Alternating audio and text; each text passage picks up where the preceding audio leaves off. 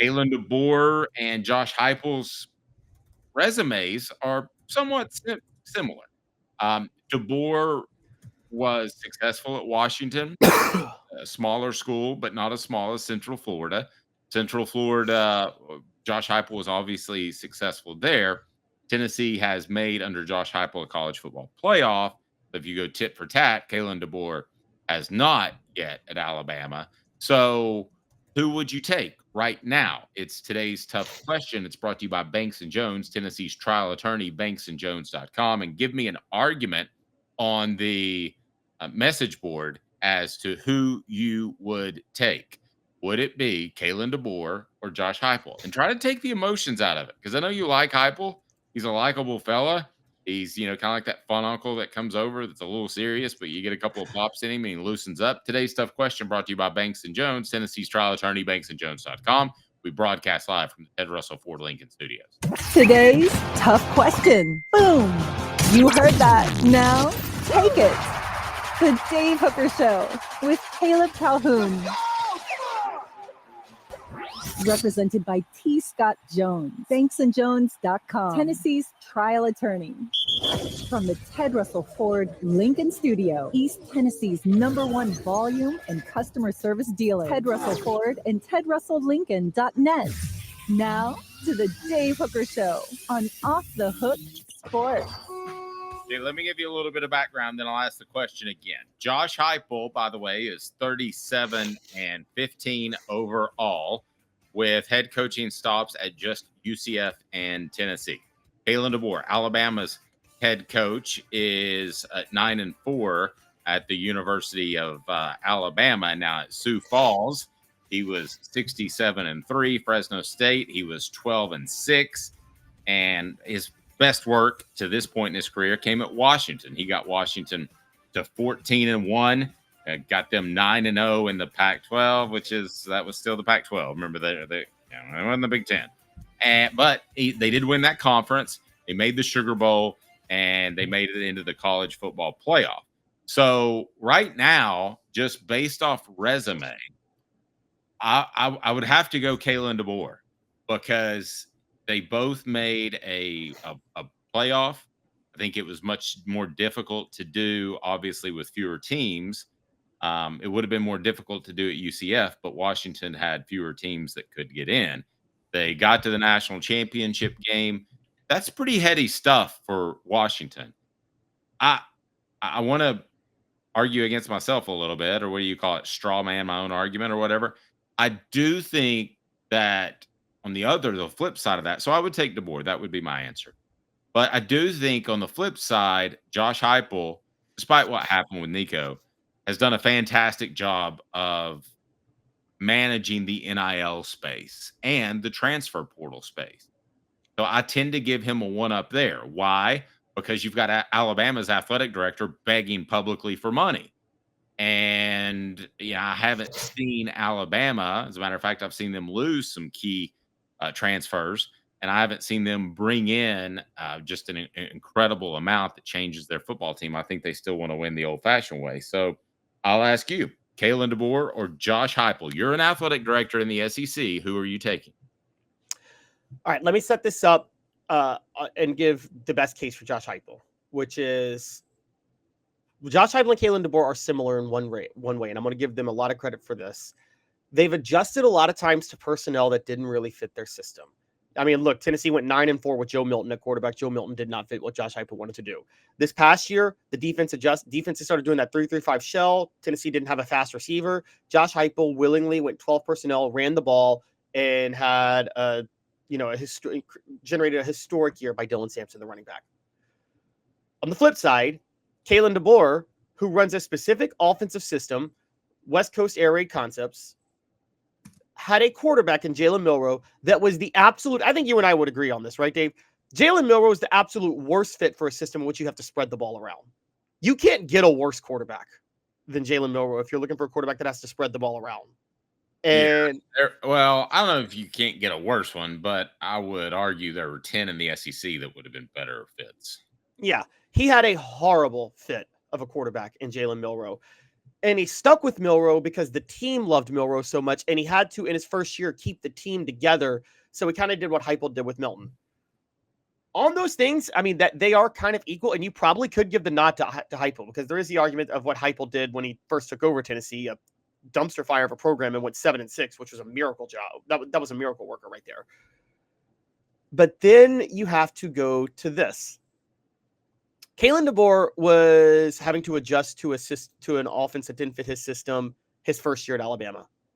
Josh Heupel was having to do it his third and fourth years at Tennessee. So I'm picking Kalen DeBoer for this specific reason. I think Josh Heupel, the coach, is great.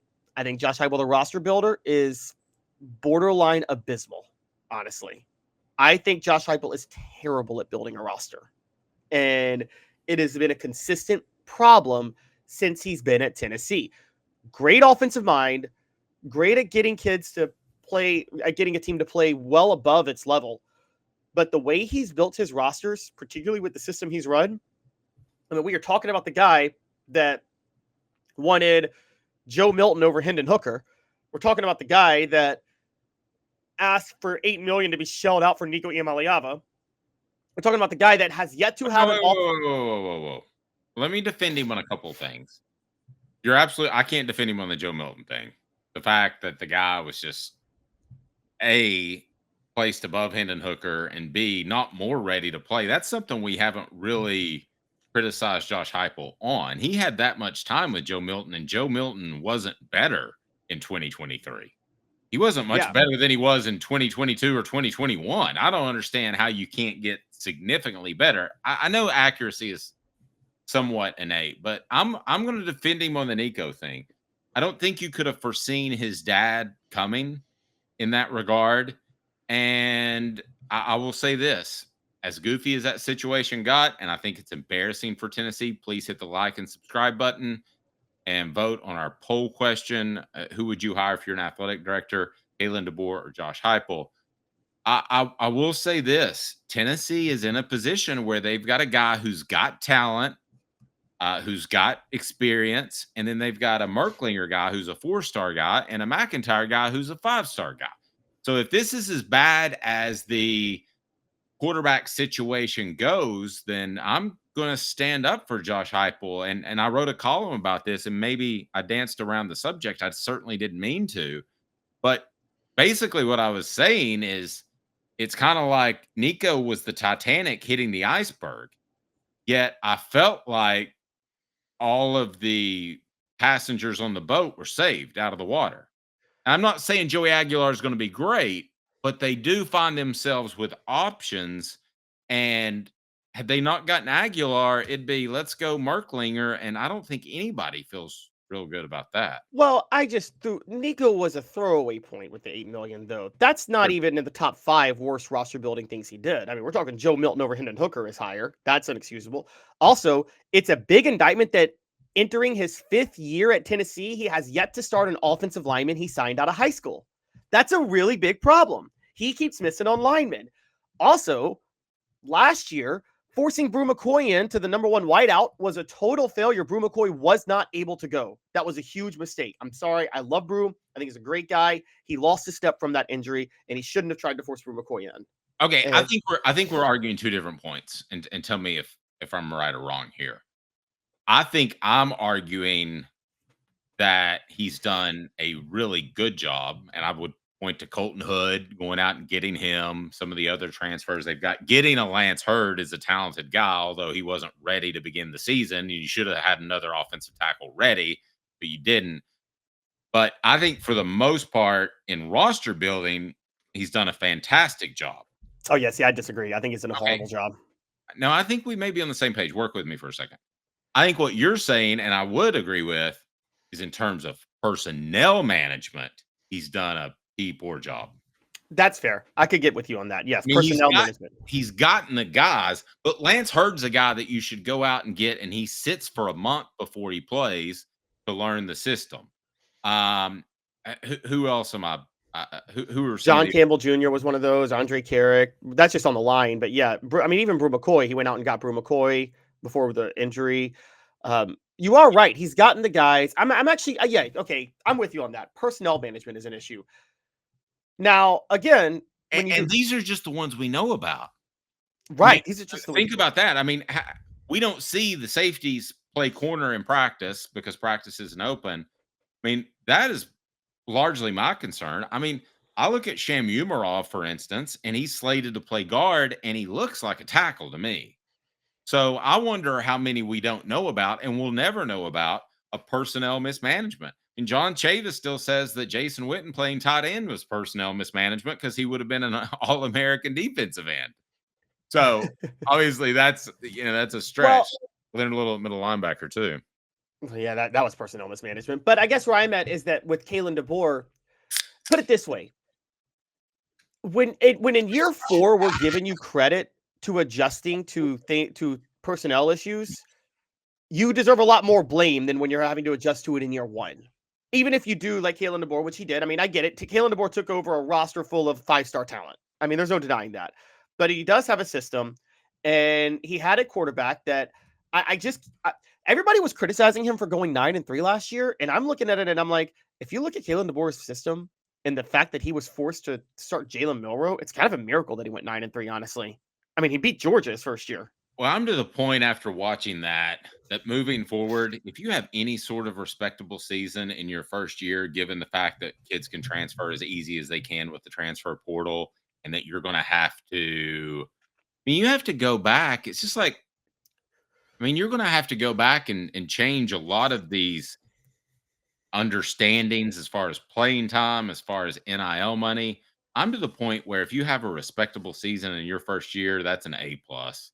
Because there's just too much that can fall apart. I mean, it used to be you'd say, oh, some guys could transfer and that could hurt you. Now guys are transferring and it does hurt you. So I don't think I've gotten your answer. Is it DeBoer or Heupel? And we'll look at the YouTube page as well. Brought to you by Banks & Jones, Tennessee's trial attorney, banksandjones.com. Why Banks & Jones? Well, it's because they're Tennessee's trial attorney. You can play to win with Banks & Jones because they'll go to trial. You've heard of other lawyers. They say they'll go to trial and fight for you. They won't. They just want to settle. That's the easiest way out. Well, that's not Banks & Jones, led by T. Scott Jones. They won't settle. They'll go to trial for you. Tennessee's trial attorney. They play to win. Truly, Tennessee's trial attorney when it comes to criminal defense or personal injury. Why settle? It's Banks & Jones. T. Scott Jones. banksandjones.com. By the way, Ashley, nice enough to say, I like the shadow that Caleb is rocking today. All respect to Mrs. Calhoun. Okay, so who you taking, DeBoer or Heupel? You can make that hire right now. You have your choice. Who are you hiring? I'm taking DeBoer. I'm absolutely taking DeBoer. And I think his track record everywhere he's been proves that. I think that now, again, I think we're giving Heupel a lot of credit that he deserves for what he did his first 2 years at Tennessee, given what he inherited.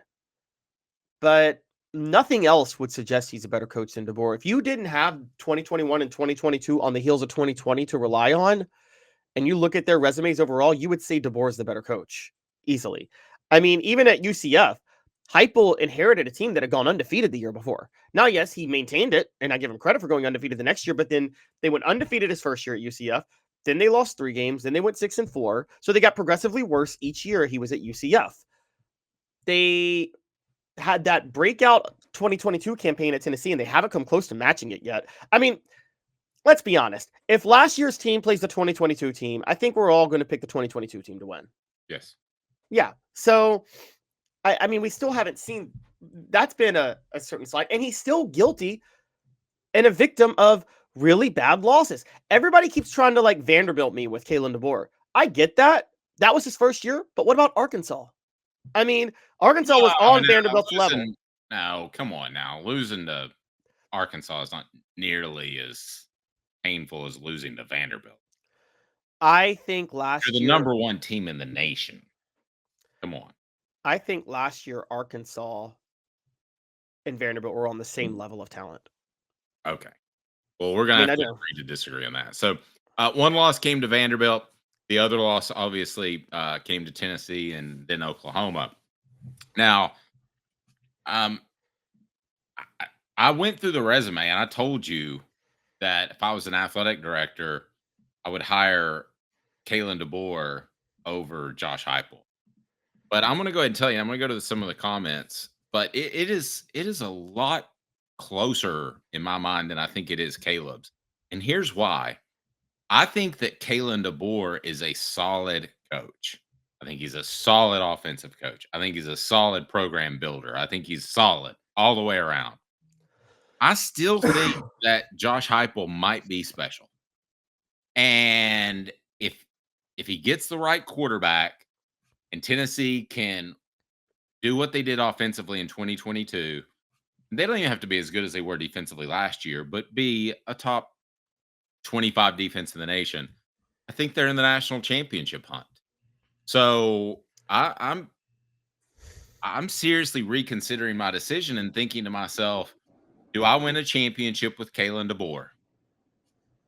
I don't know. I don't know with Josh Heupel either, but I will tell you this. I think he'll get back to his high-scoring ways, and that does sell tickets, which if I'm an athletic director, I'm thinking about. And Danny White has mentioned he likes scoring. He doesn't just like winning. He doesn't want to win 9-6. He wants to win 90-60. And I would factor all that in. So have I talked myself into going back to Heupel? I think I kind of close to have. I mean, I don't know that. I think DeBoer deserves an awful lot of credit for what he did last year. But do you look at him and say he's special at something? Is it his offense? I think it's his offense and what he does with quarterbacks. Now, DeBoer has a specific system, and he had to adjust that system. And I think his offense is very I'm a big believer in it's an air raid West Coast offense that he developed at Sioux Falls, and I really do believe in it, and I believe in his roster management. I actually think just on an X's and O's standpoint, if you just gave them the exact same team, I think I would probably lean towards Josh Heupel coaching that team. I think Josh Heupel's a little bit better with like actual X's and O's and coaching a team. I just think that Josh Heupel's, like I said, his roster management and his personnel management has been so bad before getting into the game that I've been very critical of. I think that we're talking now. Look, this year will be a big test for Kalen DeBoer. If he doesn't have his quarterback this year, then I'm throwing all this out the window. Okay, but I do believe he will. I do believe Ty Simpson will be really good, or whoever he starts will be really good, and that I think that that'll be a much better fit for what he wants to do. Look, Kalen DeBoer's offense is just not conducive to a run first, a first read and run guy. Jalen Hurts wouldn't be a fit in Kalen DeBoer's offense. He would tweak it, but it just wouldn't work. And Jalen Milroe was absolutely not a good fit in Kalen DeBoer's offense. He needs a much more of a pure pocket passer who spreads the ball around. Michael Penix Jr., what he did at Washington. And so that's, I saw some questions. Would Nick Saban have done better than Kalen DeBoer last year? Well, yeah, but Nick Saban's the greatest coach ever. And also Nick Saban doesn't really have a... Nick Saban would have done better than Josh Heupel last year at Tennessee.